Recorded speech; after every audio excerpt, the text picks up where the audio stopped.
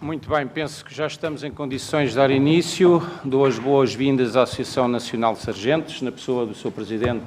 É um prazer enorme estar aqui consigo, o Sr. Sargento António Lima Coelho. Eu, antes de dar a palavra ao Partido Socialista, ao requerente, apenas fazer as apresentações e depois então passávamos a palavra também. Faça favor. Boas tardes, Sr. Presidente, senhoras e senhores deputados. Da delegação da Associação Nacional de Sargentos, para além da minha pessoa, Sargento-Maior António Lima Coelho, Presidente da Direção, tenho o meu camarada Carlos Colasso, Sargento-Chefe do Exército, Vice-Presidente da Direção, meu camarada Rogério Graça, Sargento-Chefe da Marinha, Vice-Presidente da Direção, e meu camarada Sargento-Ajudante João Mata, Sargento da Força Aérea. Muito obrigado, Sr. Presidente. Tem a palavra o Grupo Parlamentar do Partido Socialista, Sr. Deputado Luís Dias, faça favor. Muito obrigado, Sr. Presidente, senhoras e senhores deputados. Queria, antes de mais, agradecer a disponibilidade em resposta ao requerimento apresentado pelo Partido Socialista e cumprimentando na pessoa do Sargento-Maior António Lima Coelho todos os representantes da Associação Nacional de Sargentos que estão aqui na Comissão de Defesa. Rapidamente, só enquadrar o motivo do nosso requerimento. Portanto, dia 2 de maio submetemos o requerimento até sobre aquilo que tinha sido veiculado na altura pelo Sr. Ministro da Defesa Nacional no âmbito da questão dos delinquentes das Forças Armadas, portanto, e a necessidade de ouvir o setor, embora essa seja uma questão que neste momento consideramos ultrapassada, a verdade é que este requerimento vem também, e apesar deste teatro todo, ele continua, é um assunto que continua ainda bastante latente naquilo que é a agenda da área da defesa, vem ao encontro daquilo que são as preocupações de todos os partidos e da própria estrutura da Defesa Nacional, com a dificuldade de atrair e reter militares para as Forças Armadas, bem como de criar condições para melhorar aquilo que é, portanto, o desempenho da condição militar e, neste sentido, tentarmos perceber com todos os agentes, portanto, do setor aquilo que era a visão que tinham para este problema, mas também possíveis soluções futuras para o mesmo. Sabemos que não é um problema que afeta só Portugal, é um problema que afeta vários países europeus, inclusive os Estados Unidos da América. Os últimos anos têm sido anos de redução de efetivos de forma global na maior parte dos países ocidentais e importa realmente tornar o recrutamento militar de facto atraente para que possamos inverter esta tendência e reconhecendo responsabilidades a todos os partidos nas duas últimas décadas em relação à incapacidade das suas medidas de terem resolvido esta situação. E este era o primeiro ponto que queria aqui trazer. O segundo é dizer que sabemos que é um problema transversal aos três ramos das Forças Armadas, portanto à Marinha, ao Exército e à Força Aérea, e que é um fenómeno que, de alguma forma, tem merecido a atenção dos últimos governos, mas cujo resultado de medidas tomadas não foi suficiente ainda para resolver esta questão. Nem pelo governo do Partido Socialista que governou anteriormente, em que foram tomadas algumas medidas que consideramos importantes, mas que não tiveram ainda o efeito esperado, bem como consideramos que as medidas tomadas já pelo atual Governo, sendo elas importantes e consensuais em matéria de aumentos salariais e de suplementos, não resolveram até agora, e a tendência na própria voz do Sr. General-Chefe, Maior-General das Forças Armadas, não resolveram e não estancaram ainda o problema, nomeadamente das saídas das Forças Armadas, e, portanto, a estimativa até setembro era de 500 saídas este ano já, apesar do anúncio e da entrada em vigor destas medidas.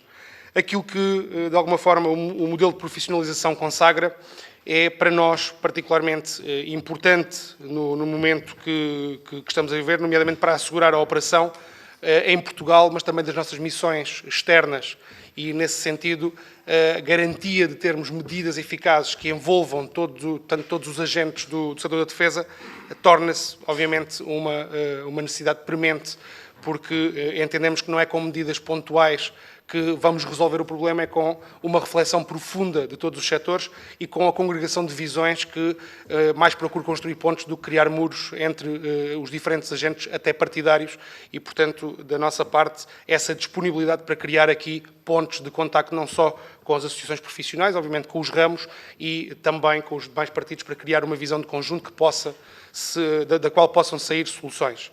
E, portanto, este requerimento visava isto mesmo, portanto, saber se têm dado estudos, uma análise daquilo que é a situação atual e do caminho de futuro, mas mais do que isto, perceber na vossa área de representação dos sargentos aquela que é também quais são os problemas que neste momento encontram que podem dificultar o acesso à carreira, bem como para todos, portanto, e mitigar a realidade de queda de efetivos nas Forças Armadas.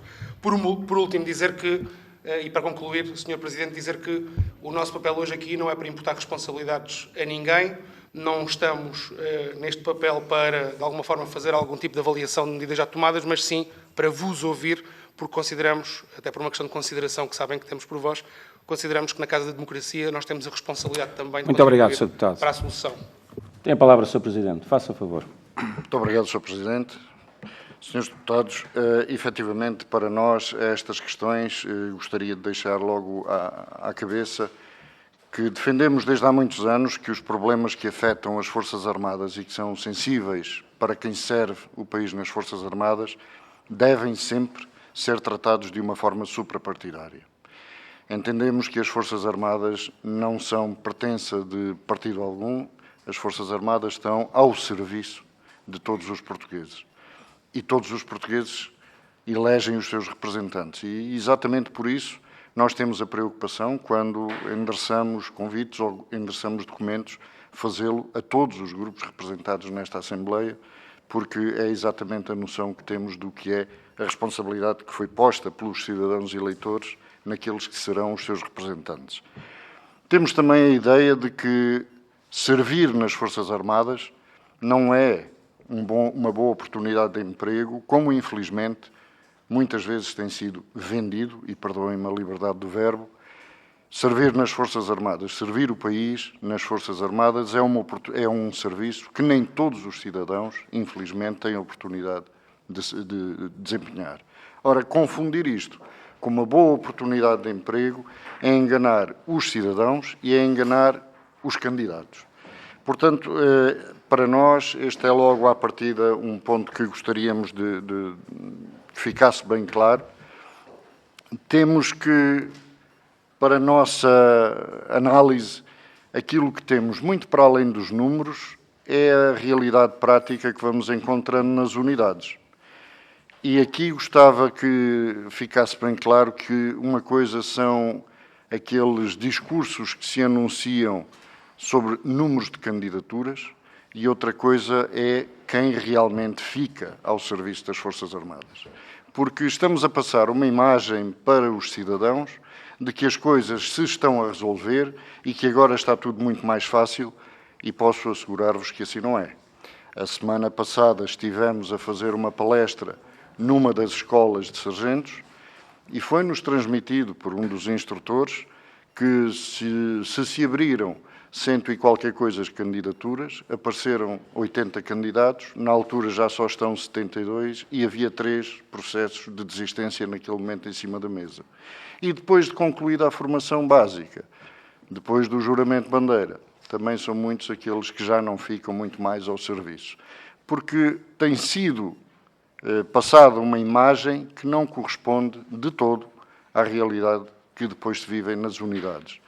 E isto parece-me que tem sido difícil de entender ao longo dos anos, e pegando nas suas palavras, Sr. Deputado, não estamos a imputar culpas, mas há uma responsabilidade que é de sucessivos governantes. E, infelizmente, ao longo dos anos, não se percebeu que aquela ideia que desde 2004 tem sido passada para a sociedade de que o serviço militar obrigatório está extinto e que agora é tudo baseado no voluntariado e no contrato, se é bem verdade que o serviço militar é baseado no voluntariado e no contrato, o serviço militar não foi extinto, está suspenso. E está suspenso na Lei de Defesa exatamente com essa nota, podendo ser reativado se o serviço de voluntariado e contrato não chegar para suprir as necessidades das missões. Ora, não gostaríamos de ver uma convulsão social se algum governo, face às dificuldades, entender voltar à conscrição. Portanto, à partida, estas são das preocupações que temos. Muito obrigado, Sr. Presidente. Passo agora a palavra ao Grupo Parlamentar Social Democrata. O Sr. Deputado Carlos Reis, faça favor, tem a palavra. Muito boa tarde. Gostaria de saudar a Associação Profissional de Sargentos, a sua delegação, hoje aqui presente. Alguns de vocês já tive a oportunidade de conhecer em reuniões anteriores. Em primeiro lugar, Sr. Presidente, Srs. Deputados, desculpem ter esquecido a fórmula regimental para iniciar a reunião, esta audição. Apenas referir e pegar nas palavras que aqui foram ditas, de que o serviço das Forças Armadas não é um serviço como outro qualquer. É verdade. Obviamente, os homens e as mulheres que servem nas Forças Armadas têm uma carreira profissional, mas mais do que uma carreira profissional têm uma missão. E, portanto, estão ao serviço de Portugal. Portugal não existe sem soberania e a soberania não se defende sem as Forças Armadas. E, portanto, de certa maneira, o ar do tempo em que nós todos estávamos ilusoriamente tranquilizados que não precisaríamos no futuro de forças de defesa militar, ou não precisaríamos da componente militar para defendermos os nossos países, para defendermos as nossas democracias e para defendermos o nosso espaço político ocidental. Esse tempo ilusório terminou e com este impacto brutal destes últimos 2 anos aqui na Europa. E, portanto, assim entendemos que Portugal e o nosso país, o nosso Estado, independentemente dos governos que passam pela nossa democracia e que são o resultado das escolhas dos eleitores em democracia, mas que o Estado português celebrou com os senhores e com as senhoras das Forças Armadas um contrato de confiança. Um contrato de confiança que se rege por princípios específicos em relação à condição militar, que precisamente a diferem de outras. Os senhores assumem determinados sacrifícios pela pátria e prescindem de determinado tipo de direitos, nomeadamente até de alguns direitos políticos, quando estão no ativo, obviamente, e, portanto, e determinado tipo de sacrifícios, e, portanto, é justo e é merecido que sejam atendidos. E é precisamente nessa questão que reside um dos problemas, não é o único, mas é um dos problemas do recrutamento e da permanência dos ativos nas Forças Armadas. Seja quais forem os números, seja os números do Anuário de Defesa, sejam aqueles que servem de bitola, que nos têm servido de bitola aqui para comparar e para gizar políticas, que são os da DGAEP, nós temos constatado uma diminuição do número de efetivos. E temos constatado também uma degradação da condição militar. É isso que nós estamos a tentar inverter. Nestes últimos 7 meses, não vos chamaram aqui de certeza para isso, para nós estarmos aqui a debitar aquilo que fazemos, que entendemos que é consensual. Estamos a prestar, o nosso Governo está a prestar o seu melhor e a fazer o seu melhor no sentido de priorizar as Forças Armadas, sobre o aumento da componente fixa do suplemento da condição militar, a equiparação da remuneração dos postos de praça-sargentos das Forças Armadas e de Guarda Nacional Republicana, a majoração do valor das ajudas de custo, a atribuição de uma compensação especial para invalidez permanente ou morte, que não existia, a parcela, os antigos combatentes, a parcela não comparticipada de 100%, e, portanto, a atualização dos vários suplementos e, portanto, tudo isso são passos que ainda não são suficientes, de acordo com o estado do país, mas penso que são passos no bom sentido, pelo menos para inverter uma determinada sensação de declínio e de mal-estar que nós tínhamos constatado. Portanto, tenho dito. Muito obrigado. Obrigado, Sr. Deputado. Tem a palavra, Sr. Presidente. Faça favor. Sr. Presidente, Sr. Deputado, efetivamente, nós registramos que é mais do que uma carreira, é essencialmente uma missão, mas o desenvolvimento da carreira deve ser tratado exatamente com o reconhecimento do que essa missão tem implícito. E, infelizmente, nem sempre temos visto exatamente esses resultados. Nós temos perfeita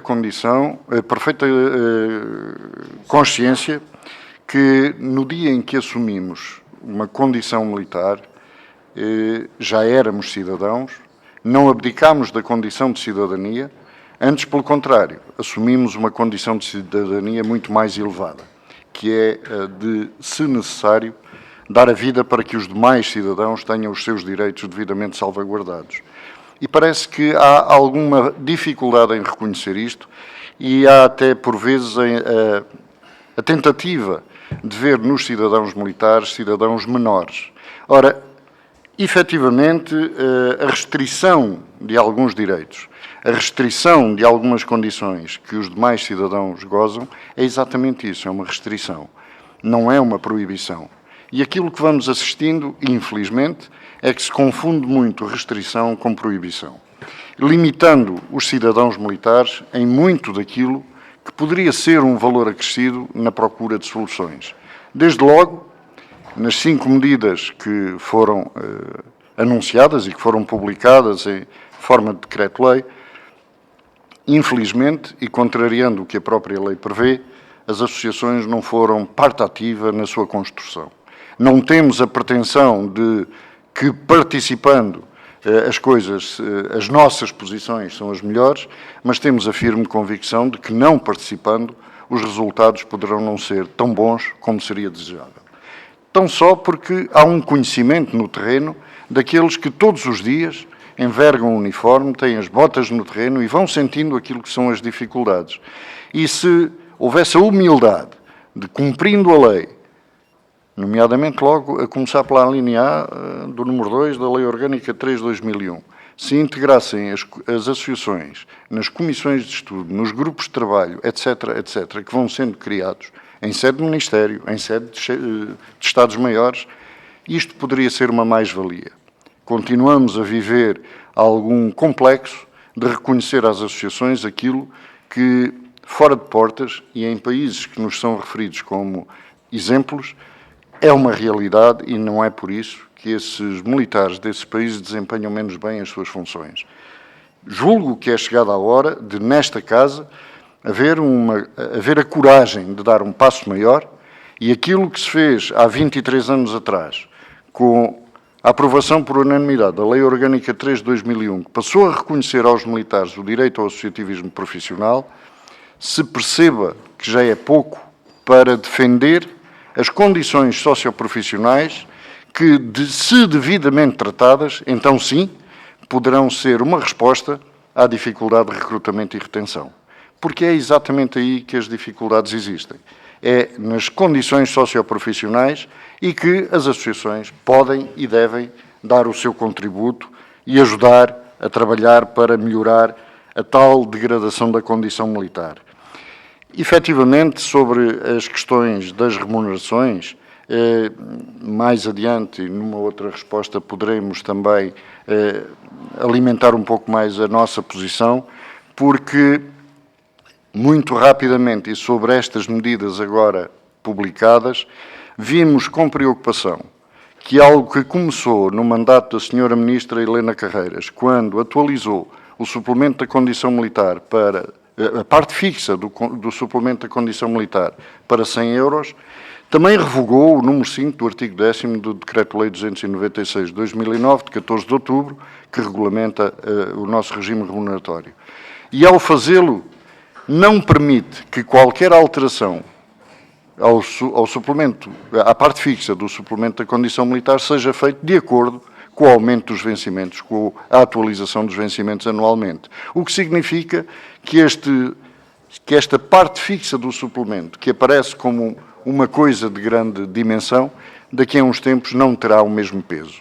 Ora, isto vimos com tristeza que, alertado para o facto, o Sr. Ministro entendeu não dar ouvidos a esta parte e comunicaram-nos por e-mail que se iria manter a revogação do número 5 do artigo 10º.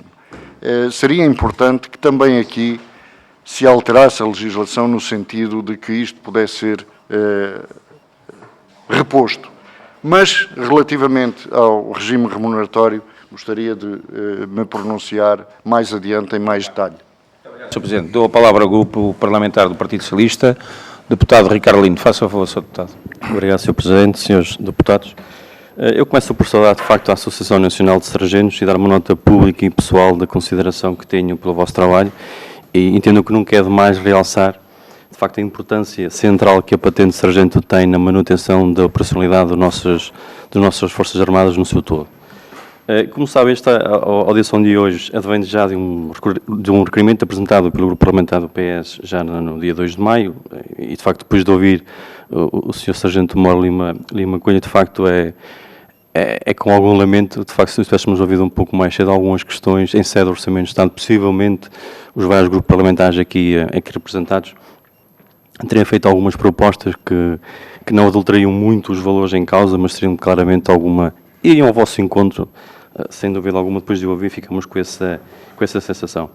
O nosso requerimento apresentado é sobre questões de recrutamento, de retenção também e atração da carreira militar nos vários ramos das Forças Armadas. Permite só passar aqui um breve enquadramento, porque, de facto, as dificuldades de recrutamento e retenção das fileiras constituem um problema estrutural e transversal aos 3 ramos das Forças Armadas em Portugal, mas, aliás, é um fenómeno que é extensível também aos restantes países, aliás, no seio da NATO e também da União Europeia. Veja-se o caso da Espanha, da França, da Itália, da Alemanha, do Reino Unido e, inclusive, até dos próprios Estados Unidos da América.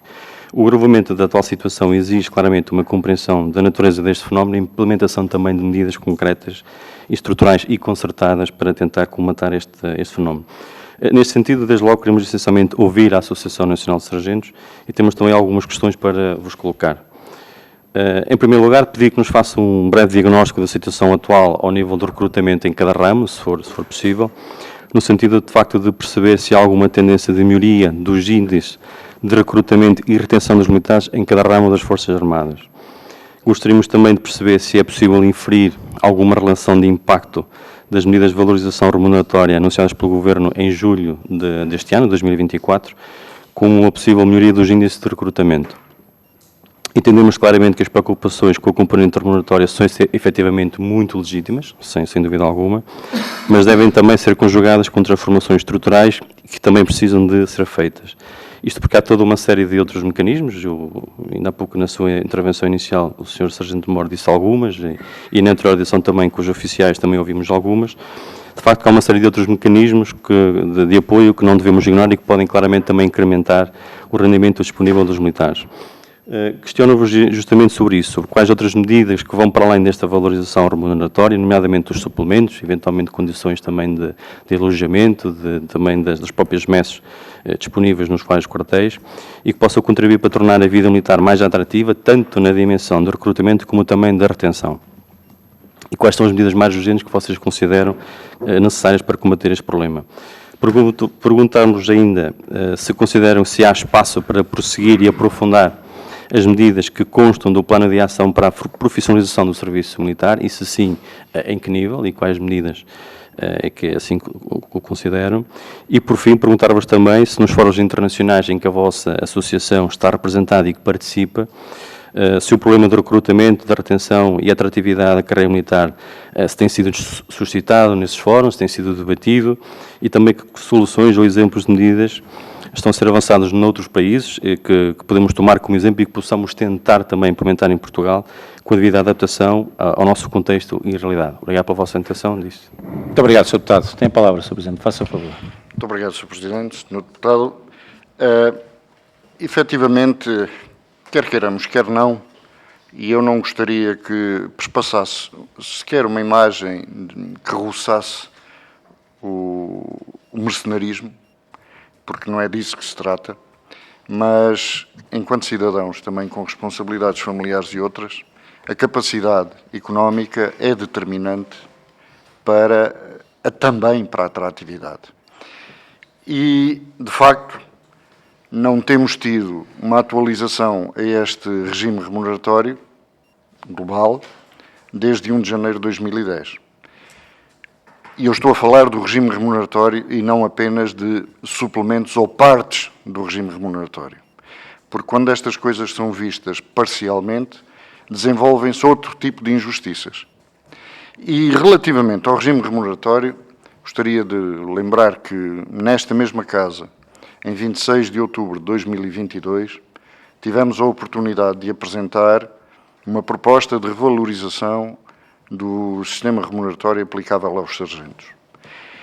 E isto porque aquilo com que estamos confrontados são exemplos muito práticos. Há 20 anos atrás, quando um jovem ingressava como segundo sargento nos quadros permanentes das Forças Armadas, oferia 3 vezes o ordenado mínimo nacional. Hoje, um jovem segundo sargento, quando ingressa no quadro permanente, ofere 1,3 do ordenado mínimo nacional. Ora, isto, ao longo dos anos, veio desmotivando e veio mostrando que, afinal, servir nas Forças Armadas não era compensador em termos do reconhecimento e da capacidade económica para enfrentar as dificuldades que mais adiante se vão colocar. Por outro lado, temos um regime remuneratório que está completamente desatualizado, obsoleto e é profundamente elitista e classista. Não se pode compreender que um sargento, em toda a sua vida, tenha um leque remuneratório de 16 níveis, entre o 16 e o 32. Na carreira de oficiais, excluindo os nossos oficiais generais, do alferes ao coronel, existem 39 níveis remuneratórios, mais do dobro. Atendendo a que muitos dos nossos camaradas, infelizmente, por dificuldades na progressão de carreira, por dificuldades no desenvolvimento da carreira, que por vezes até nem lhes são imputáveis, a maior parte das vezes, têm como perspectiva de vida do segundo sargento ao sargento ajudante. Ou seja, toda uma vida em 9 níveis remuneratórios, do 16 ao 25. Temos no posto de coronel, exclusivamente no posto de coronel, 9 níveis remuneratórios do 48 ao 57. Ora, quem construiu este regime remuneratório, quando isto foi feito nos anos 2008, 2009, para entrar em vigor em 1 de janeiro de 2010, não estavam integrados nesses grupos de trabalho nem sargentos nem praças. E daí a necessidade de se reformular tudo isto. A legislação tem que alterar para que passe a ser reconhecido o direito de representação, o direito de negociação coletiva com vínculos, porque se houvesse esta participação de todos os profissionais que integram as Forças Armadas, isto poderia ter sido muito melhor. Por outro lado, estamos a assistir a outro tipo de situações, a nível de anexos que existem no próprio Decreto-Lei Regulamentador do regime remuneratório, que não ajudam à atratividade e à retenção. Por exemplo, temos um suplemento que se chama, e permitam, eufemisticamente, suplemento por despesas de representação, que é o anexo 3 deste documento, e que mais não é que o atribuir a 499 cargos de comando, direção e chefia, exclusivamente para oficiais, determinados suplementos para eventual equiparação a outras situações da administração.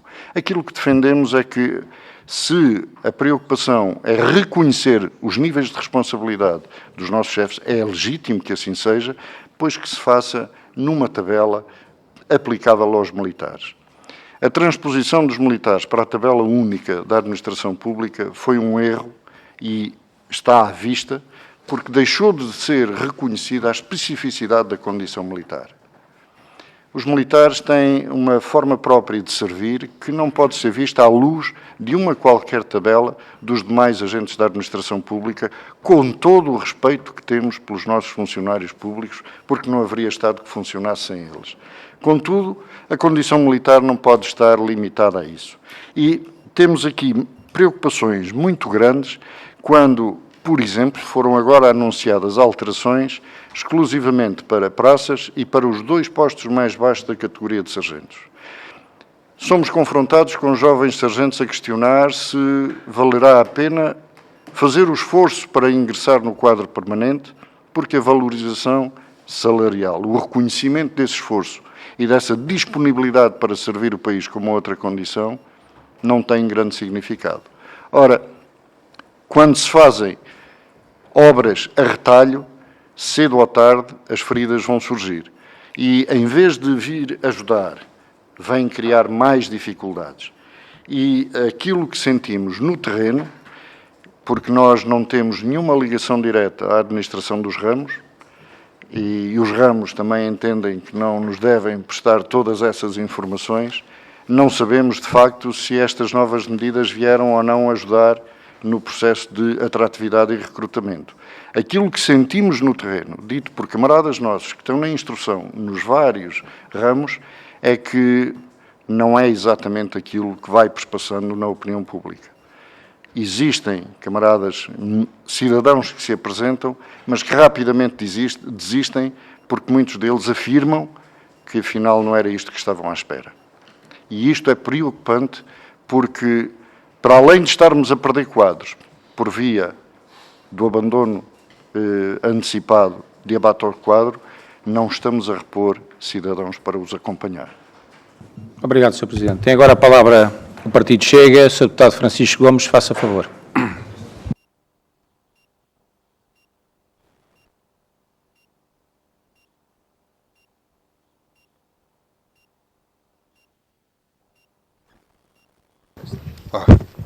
Muito obrigado, Sr. Presidente, Srs. Deputados, Srs. Representantes da Associação Nacional de Sargentos. Por tudo aquilo que vemos, ouvimos, lemos diariamente, inclusivamente nas audições que temos tido cá, é difícil fugir à conclusão que as Forças Armadas se encontram num estado, eu diria, de ruptura, que ameaça não só a sua capacidade operacional, mas também a própria essência do papel que desempenham como pilar fundamental da soberania nacional. E este cenário desolador resulta, a nosso ver, de décadas, sublinho décadas, de políticas insensatas e míopes, caracterizadas por cortes orçamentais severos que corroeram a estrutura básica das forças militares, a alienação de infraestruturas estratégicas que enfraquecem a sua capacidade de resposta e, mais preocupante ainda, e mais recentemente, a insistência em gerir a instituição militar com uma lógica empresarial. E a imposição desta visão comercial que procura submeter as Forças Armadas ao prisma do lucro e das perdas financeiras, a nosso ver, constitui um erro crasso de avaliação, de conduta, que para nós compromete não só a segurança nacional, por um lado, mas também, por outro lado, o próprio Estatuto de Portugal como Estado soberano. Isto é, e não tenhamos dúvidas, a nosso ver, um ataque ao coração das Forças Armadas, porque as Forças Armadas não são uma empresa e não podem ser geridas como uma empresa. Elas são a materialização da mais elevada afirmação da soberania portuguesa e da memória viva de uma história milenar que moldou, que continua a moldar a identidade da nossa nação e do nosso povo. Aliás, reduzir as Forças Armadas a uma lógica economicista ofusca o seu propósito central, que é a defesa da integridade territorial, da segurança, dos interesses dos cidadãos, do legado histórico e cultural que nos define enquanto país. A abordagem economicista, não tenhamos dúvidas, é negligente. E é negligente porque perpetua uma visão distorcida que subestima a complexidade das funções militares, desvaloriza os seus quadros e coloca em risco a estabilidade que nós precisamos como país, que inclusivamente integra alianças internacionais estratégicas. E num mundo em constante transformação, onde os desafios à segurança assumem formas cada vez mais diferentes, mais voláteis, mais diversas, mais imprevisíveis e diversificadas, a fragilização das Forças Armadas coloca Portugal numa posição de extrema vulnerabilidade, como Vossas Excelências saberão muito melhor do que qualquer um de nós. Paralelamente a isto, a redução significativa dos efetivos militares, que temos vindo a discutir, que já referiram, configura uma ameaça real à capacidade das Forças Armadas de cumprir até as suas missões mais básicas. E esse declínio, que é constatado nos quadros operacionais, é agravado pela dificuldade crescente, como vocês bem referiram, em recrutar e reter novos talentos, o que compromete, por sua vez, e de forma não meiga, mas sim muito severa, a eficácia das operações de defesa e a resposta a emergências, tanto a nível nacional como a nível internacional. E estes fatores têm de invocar, obrigatoriamente, uma solução séria, por quem de direito, que mais não seja pelo contexto periclitante que nós estamos neste momento e que tende a agravar por tudo aquilo que vemos acontecer, inclusivamente hoje, quer cá em Portugal, quer fora de Portugal, junto dos nossos aliados estratégicos e daqueles que configuram maiores ameaças à nossa soberania nacional. Para inverter esta tendência, é imprescindível, parece-nos ser imprescindível, adotar medidas concretas, como a atratividade da carreira, que promovam melhores condições salariais, que promovam melhores condições de trabalho, mas que também valorizem efetivamente os quadros das Forças Armadas. E esses esforços não se limitam apenas aos quadros atuais das Forças Armadas, a nosso ver, mas implicam também, e passam também invariavelmente, por uma política de revalorização, não digo valorização, mas revalorização, dos nossos antigos combatentes que continuam a ser, apesar da retórica, que continuam a ser ignorados, espezinhados, estados para o lado por uma classe política que aparenta ser incapaz de compreender o valor indelével do serviço que prestaram e que prestam à nação, como depositários de uma memória coletiva que é incontornável e que nos deveria orgulhar. Assim, e perdoem-me o desabafo, olhamos, porque sentimos que temos de olhar com preocupação, para a negligência de sucessivas lideranças governativas em priorizar as Forças Armadas e sentimos que, a não ser que cheguemos de imediato, não amanhã, mas de imediato, a um ponto de inflexão, de pensamento e de atitudes, a degradação continuará numa instituição que deveríamos ter, e repito, devíamos ter como sagrada. E passo claramente às questões que são só 3. Que estratégias concretas terão de ser implementadas para rever esta degradação? Segunda, de que forma poderá ou deverá ser restabelecida a dignidade e a atratividade na carreira militar, na vossa opinião? Terceira, na vossa opinião, estará ou não estará a classe política disposta a fazer esse sacrifício? E, se me permitir, uma quarta e muito rapidamente, a que não vincula o partido, mas é uma curiosidade pessoal. Como é que interpretam a observação de que essas associações profissionais das Forças Armadas, como vocês, procuram criar cadeias de comando paralelas que colocam em causa o comando hierarquizado das Forças Armadas? Obrigado, Sr. Deputado. Muito obrigado. Para responder... A interpelação à mesa. Dos trabalhos, Sr. Presidente, é apenas para dizer que nós rejeitamos em absoluto a designação de classe política aqui.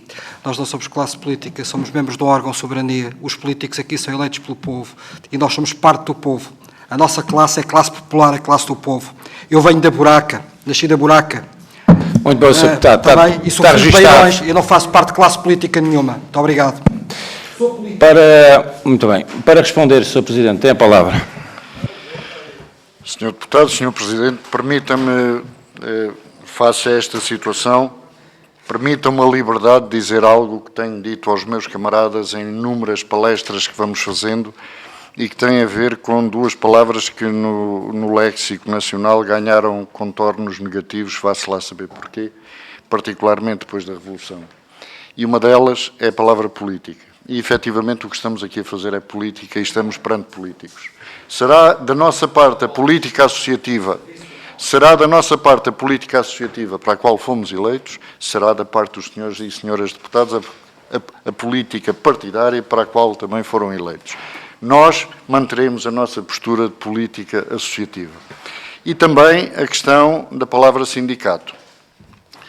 Quando eu fui alvo de alguns dos processos disciplinares que enfrentei ao longo da minha carreira enquanto dirigente associativo, às vezes aproximava-me de grupos de camaradas meus e diziam-me, olha, vem ali o sindicalista, como se isso fosse algo negativo. Eu teria sempre a oportunidade de lhes dizer, não se calem, porque se ser sindicalista é cuidar dos vossos e dos nossos direitos, então sim, serei um sindicalista. Portanto, estas palavras, quando se ouve sindicato nas Forças Armadas, muita gente treme, porque parece que não há o conhecimento daquilo que são os pilares fundamentais da atividade sindical. O direito de representação jurídica dos seus associados, o direito de negociação coletiva com vínculos em sede própria e, no limite, algo que numa instituição como as Forças Armadas não fará sentido nenhum, que é o direito à greve. Mas, efetivamente, são palavras que não nos incomodam, pelo contrário, nos motivam. Relativamente às questões colocadas pelo Sr. Deputado, exatamente por isso, porque nós entendemos que as Forças Armadas não são uma empresa, nem devem ser geridas na lógica empresarial, por isso é que temos defendido que servir nas Forças Armadas não é uma boa oportunidade de emprego, é um serviço que nem todos os cidadãos podem prestar à nação. E para nós isto é claro, nem confundimos uma coisa com outra. Efetivamente, os cortes orçamentais de que todos os cidadãos foram alvo, houve recuperações que não foram feitas da mesma forma para todos os cidadãos. Mas há aqui um fator muito mais importante, é que, e os números falam por si, efetivamente, e passo o pleonasmo, os efetivos vêm sendo reduzidos ano após ano, mas, contudo, aquilo a que vamos assistindo é que há cada vez mais missões para cada vez menos efetivos. E o facto é que as Forças Armadas não deixam de as desempenhar. E com uma grande valia. Agora, com que custos? Com que custos em termos pessoais? Com que custos em termos familiares? Com que custos em termos motivacionais? E mais grave ainda, com que custos na imagem que passa para as gerações que deveriam vir continuar. Para nós, temos um profundo respeito pelos nossos cidadãos deficientes das Forças Armadas, porque temos defendido que qualquer um de nós é potencial sócio daquela associação, que nunca o venha a ser pelos motivos da criação da própria associação, e que se um dia o tiver que ser, que seja por motivos honoríficos ou outros do género. Mas também este universo não tem sido tratado da melhor forma. E temos um caso, o Sr. Presidente, no final, tenho uma série de documentos que gostaria de entregar para serem distribuídos a todos os senhores e senhoras deputadas que integram a Comissão. Temos casos de camaradas nossos que foram forrieiros deficientes das Forças Armadas e que serviram nas antigas colónias como forrieiros e que, por alterações legislativas, recentemente se viram confrontados nos seus boletins de vencimento de pensão com o posto de cabo adjunto ou cabo de secção. Eles pertenciam à classe de sargentos, eles querem continuar a ser sargentos e estão a ser tratados como forrieiros. É qualquer coisa que não se compreende. E isto tem a ver com reconhecimento.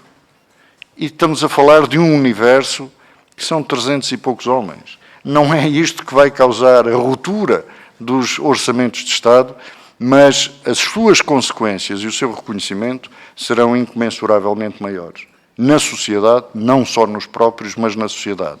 E uma última nota sobre isto. É um universo que, infelizmente, a lei da vida, em cada ano que passa, o torna mais pequeno. Seria bom que a reparação pudesse ser feita por esta Casa antes que se esgote aquele universo. Sr. Presidente, pergunto se algum dos seus deputados se quer inscrever para a segunda ronda. Tenho uma inscrição, deputado Nuno Simões de Melo. Mais alguém? Mais algum Sr. deputado? Não havendo, dou a palavra de imediato ao Sr. deputado Nuno Simões de Melo. Faça favor. Muito obrigado, Sr. Presidente. Sr. Sargento Mora, Srs. Sargentos, muito obrigado por estarem presentes nesta audição. Como já foi aqui dito, é uma pena não ter sido antes da discussão do orçamento, porque provavelmente poderíamos ter inserido algumas medidas, outras que nós inserimos algumas, que não foram aprovadas, e eventualmente poderiam ser aprovadas em sede de orçamento. De qualquer forma, é como é, estão aqui, ouvimos, temos e como já tivemos ocasião de nos reunir em devida conta as pretensões, concordaremos com algumas, não concordaremos com outras, mas isto é política. E já agora, ao contrário do Sr. Deputado Carlos Reis, eu não sou político. Eu estou na política e estou na política para servir. E estou na política para servir como sou militar para servir. Não sou político. Estou na política. O Sr. Deputado Carlos Reis ficou muito incomodado com os termos que foram aqui utilizados.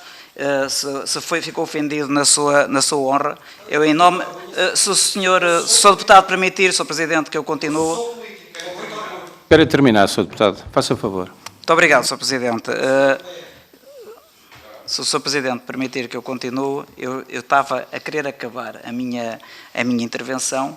No caso o Sr. Deputado se ter sentido ferido na sua honra, eu, em nome do grupo parlamentar, peço desculpa. Era isso que eu ia dizer e o Sr. Deputado interrompeu-me, mas tem a ver com o caráter e o caráter não se discute. Sr. Sargento Mora, era sobretudo para agradecer a sua presença. Continuaremos nos canais abertos para continuar a discutir as vossas pretensões. Muito obrigado. Para terminar, Sr. Sargento Mora, faça favor. Muito obrigado, Sr. Presidente. Há dois aspectos que eu gostava de trazer à colação, que ainda não foram abordados, mas que têm total importância no recrutamento e na retenção. Um deles tem a ver com o reconhecimento académico.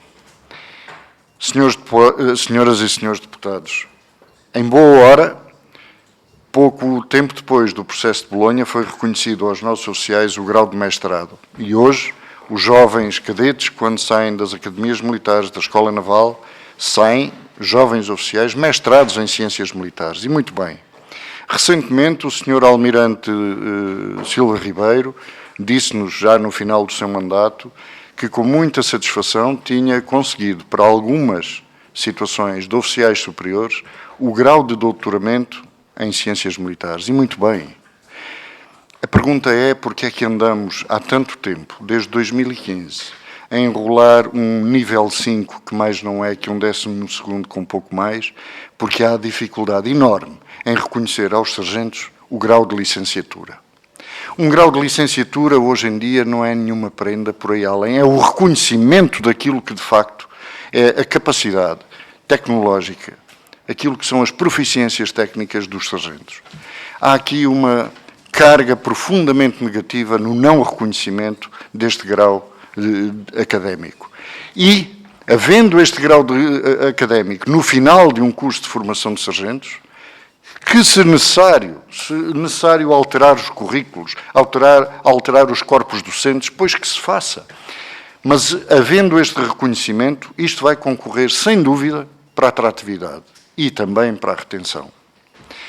E convenhamos, há muitos anos, quando eu ingressei nas Forças Armadas, a escolaridade mínima obrigatória estava longe de ser isto.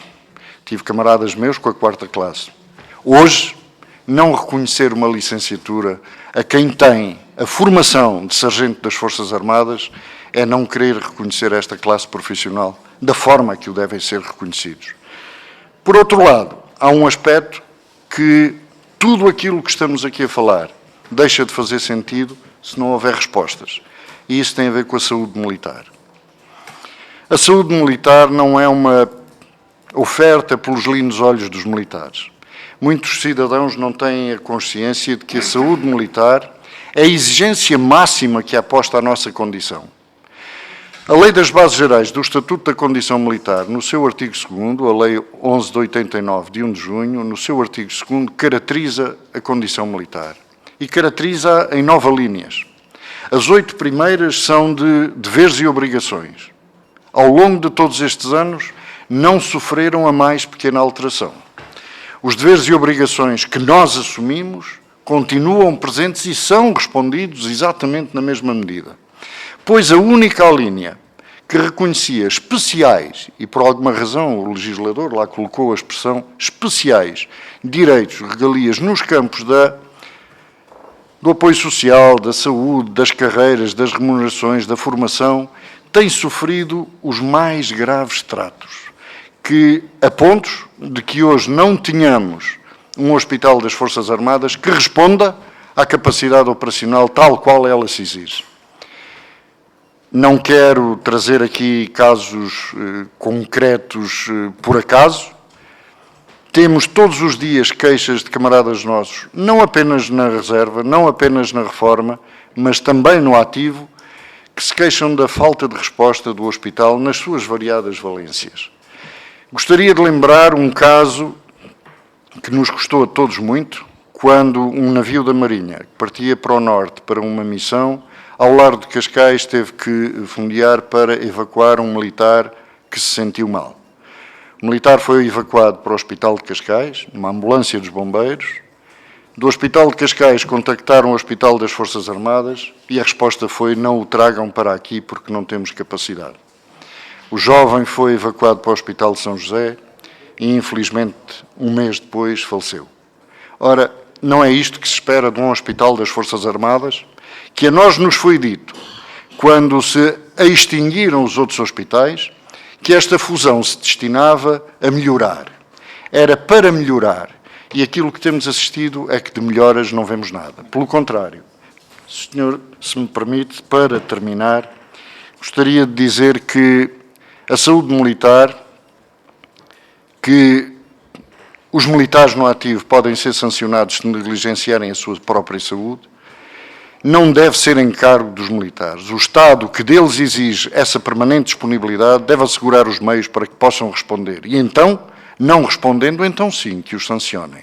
Agora, estar-se a exigir esta permanente disponibilidade e ainda por cima exigir-se que se pague para responder à exigência que é colocada, e ainda por cima 14 vezes por ano, isto é profundamente contrário ao que deveria ser. Porque a nossa condição militar, senhores deputados, não termina no dia em que eu morrer. A minha condição militar terminará no dia em que a minha viúva morrer.